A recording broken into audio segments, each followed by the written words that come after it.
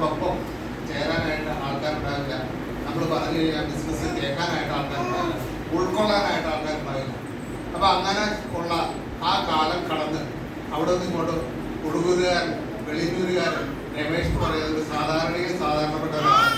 ഇന്ന് ഈ കാണുന്ന കോലത്തിലേക്ക് എത്തിയത് മൈലേഷ്യനിലെ പവർ കാരണം മാത്രമാണ്. കാരണം ഞാൻ ഈ വേദിയിലേക്ക് വരുന്നത് ഒരു ബിസിനസ് ചെയ്തുകൊണ്ടായിരുന്നു. അന്ന് എൻ്റെ ധാരണ ഞാൻ ചെയ്യുന്നത് ബിസിനസ് ആണെന്ന്. ഏകദേശം ഒരു 60-65 ലക്ഷം രൂപ പൊടിച്ച് നാശമാക്കിയ ആളാണ്. ഒരു റിസോർട്ടായിരുന്നു നടത്തിക്കൊണ്ടിരിക്കുന്നത്. 10-15ഓളം ആളുകൾക്ക് സാലറി കൊടുത്തിട്ടുണ്ടായിരുന്നു. 5ഓളം ചെറിയ ചെറിയ സ്ഥാപനങ്ങളുണ്ടായിരുന്നു. ഇതെല്ലാം ഉള്ള ആളോട് ചോദിച്ചു കഴിഞ്ഞാൽ ഞാൻ ബിസിനസ്സാണ് ചെയ്യുന്നത്, പെട്ടിക്കടക്കാരോട് ചോദിച്ചു കഴിഞ്ഞാൽ ഞാൻ ബിസിനസ്സാണ് ചെയ്യുന്നുണ്ട്. ഇല്ലേ, നിങ്ങളുടെ നാട്ടിൽ അങ്ങനെയല്ലേ പറയുന്നത്? കട നടത്തുന്ന ആൾക്കാരോട് ചോദിച്ചു കഴിഞ്ഞാൽ ബിസിനസ്സാണ് ചെയ്യുന്നുണ്ട്. അതൊന്നും ബിസിനസ് അല്ല എന്ന് എന്നെ കണ്ണു തുറക്കുന്നത് ഈ ഒരു അവസരത്തിലേക്ക് വന്നതിന് ശേഷമാണ്.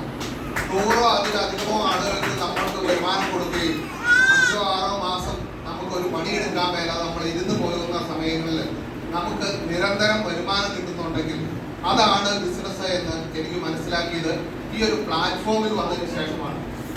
കൈപ്പേറിയ ഒരുപാട് അനുഭവങ്ങൾ ഉണ്ടായ ഒരു വ്യക്തിയാണ്. പക്ഷേ ഇന്ന് ഞാൻ കഴിഞ്ഞ ഡിസംബർ മാസത്തിൽ ഒരു 10 ലക്ഷം രൂപയുടെ വാഹനം എടുക്കുവാനും അതിനെനിക്ക് ഇഷ്ടപ്പെട്ട നമ്പർ തന്നെ കാശ് കൊടുത്ത് വാങ്ങിക്കുവാനും സാധിക്കുകയാണ്. അതും ഈ ഒരു ബിസിനസിന്റെ പവറാണ്. എന്നോടൊപ്പം ചേർന്ന് നിൽക്കുന്ന എൻ്റെ അസോസിയേറ്റ് ലീഡേഴ്സ്, എൻ്റെ അപ്ലൈ ലീഡേഴ്സ്, അവരൊക്കെ തന്നിരിക്കുന്ന കൃത്യമായിട്ടുള്ള ഗൈഡൻസ്. അവർ പറയുന്ന വാക്കിന് അപ്പുറത്തേക്ക് പോകാതിരിക്കുക. അവരെന്താണോ പറയുന്നത് അത് കൃത്യമായിട്ട് ചെയ്യുക. അങ്ങനെ ചെയ്യുന്ന ഓരോ ആളുകൾക്കും വെച്ചടി കയറ്റമുണ്ടാകും. നമുക്ക് ചിലപ്പോൾ താങ്ങായിട്ട് തണലായിട്ട് നിൽക്കേണ്ട ആളുകൾ ചില സമയങ്ങളിൽ നമ്മളെ പുറകോട്ട് ശക്തമായിട്ട് വലിക്കും. നിങ്ങളുടെയൊക്കെ വീട്ടിലും ഉണ്ടാവും, ഹസ്ബൻഡ് ഉണ്ടാവാം, ഭാര്യമാരുണ്ടാവാം, മക്കളുണ്ടാവാം, അല്ലേ? അവരൊക്കെ ഈ തുടക്ക സമയങ്ങളിൽ നമ്മളെയൊക്കെ പുറകോട്ട് വലിക്കുന്ന ആൾക്കാരാണ്. എന്നാൽ ഒരു പരിധി കഴിഞ്ഞു കഴിയുമ്പോഴത്തേക്കും അവരൊക്കെ നമ്മളെ കേരളത്തിലേക്ക് കയറ്റിവിടും.